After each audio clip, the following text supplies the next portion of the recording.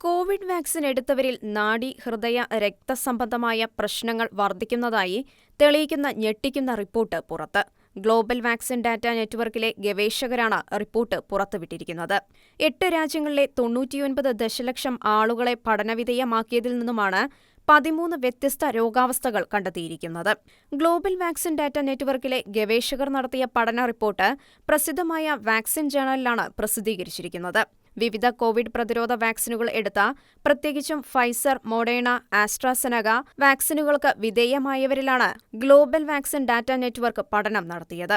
പഠനത്തിന്റെ അവസാനത്തിൽ ഞെട്ടിക്കുന്ന കണ്ടെത്തലിലേക്കാണ് ഗവേഷണം വിരൽ ചൂണ്ടിയത്. വാക്സിന് വിധേയരായവരിൽ നാഡി, ഹൃദയ, രക്തസംബന്ധമായ പ്രശ്നങ്ങൾ വർദ്ധിക്കുന്നതായാണ് കണ്ടെത്തൽ. കൂടാതെ ഇവയുമായി ബന്ധപ്പെട്ട 13 വ്യത്യസ്ത രോഗാവസ്ഥകളാണ് കണ്ടെത്തിയിരിക്കുന്നത്. 1, 2, 3 ഡോസ് ഫൈസർ, മോഡേണ വാക്സിനുകൾ എടുത്തവരിൽ ഹൃദയത്തിന്റെ അകത്തെ പേശികൾക്ക് വീക്കം സംഭവിക്കുന്ന അവസ്ഥയായ മയോകാർഡൈറ്റിസ് കണ്ടുവരുന്നതായി പഠനത്തിൽ തെളിഞ്ഞിട്ടുണ്ട്.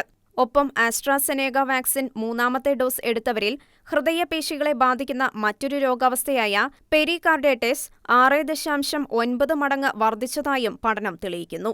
ഇതേ രോഗാവസ്ഥ തന്നെയാണ് 1ഉം 4ഉം മോഡേണ വാക്സിൻ എടുത്തവരിലും കാണുന്നത്.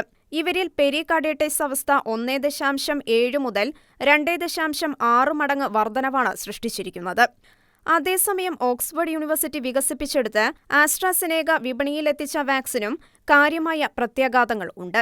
തലച്ചോറിൽ രക്തം കട്ടപിടിക്കുന്ന അവസ്ഥയാണ് പ്രസ്തുത വാക്സിന് വിധേയരായവരിൽ കണ്ടുവരുന്നത്.